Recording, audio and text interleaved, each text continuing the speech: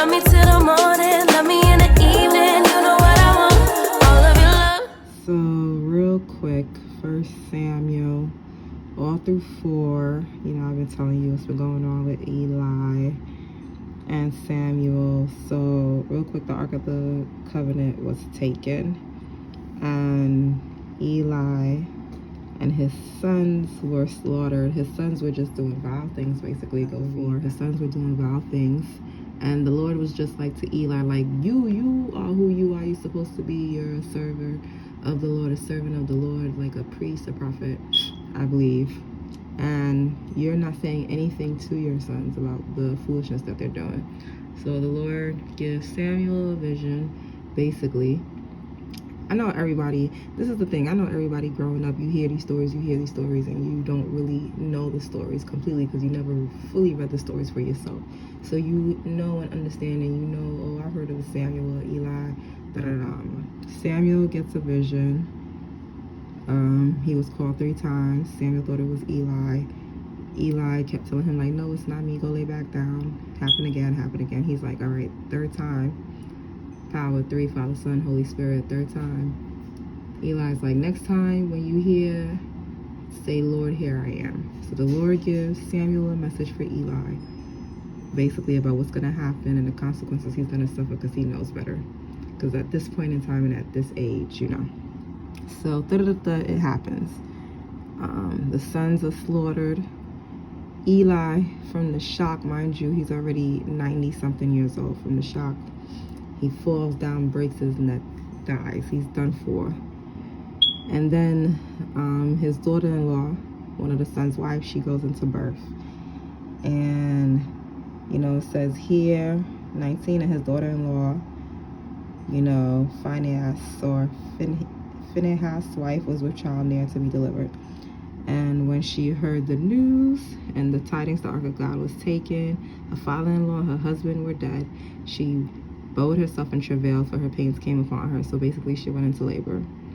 And all that, because of everything that happened, she ended up naming her child Ichabod or Ishabad. And basically, you know, names are important. I always believe that names are important for them to have meaning. And basically the name meant that the glory departed from Israel. So can you imagine for a child to have a name such as that? You know how like people like to say, oh, you got to live up to your name. You got to make sure that name is who the Lord calls you to be, because the Lord will rename you if you must be renamed, but he will always name you. And the glory is departed from Israel because the Ark of because the Ark of God was taken, and because of her father-in-law and her husband.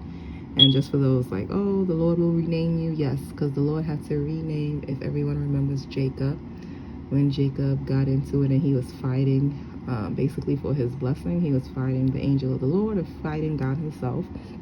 And he wouldn't go up because he knew what he did was wrong. And he had to go confront his brother and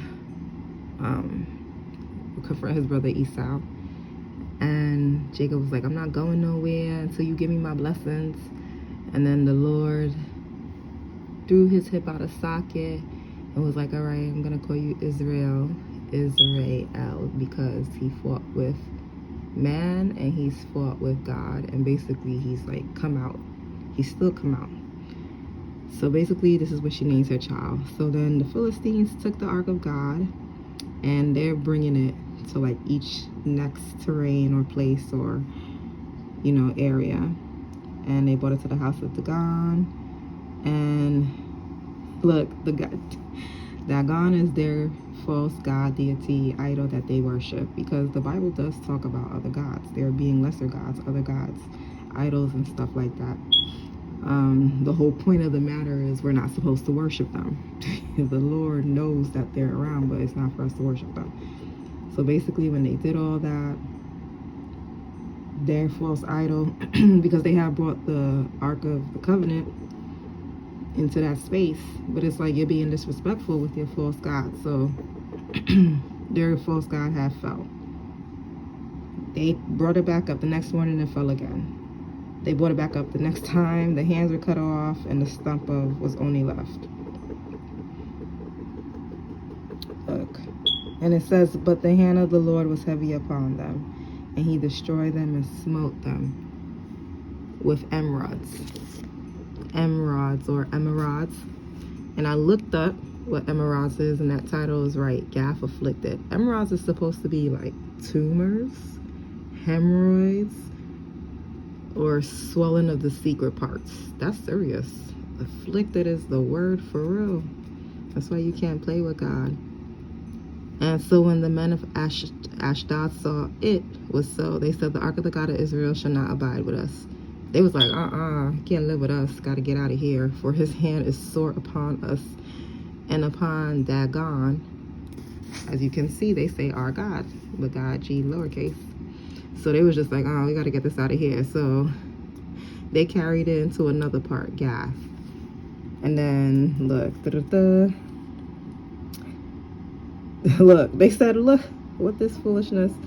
They said, after it was carried into Gath, the hand of the Lord was against the city with a very great destruction, and he smote the men of the city, both small and great, and they had emerods in their secret parts. Oh snap, it was in the verse too. I went to go actually look it up. See, that's what happens. That's why you got to read the whole thing. But the definition is actually in the story. You just got to read the whole chapter. It was in the book already. So they're just like, why are you bringing this thing here to us to kill us? And it says, they have brought about the ark of God of Israel to us to slay us and our people. Every ghetto youth is a star. Unstoppable, run away train. Every zinc fence, every lane.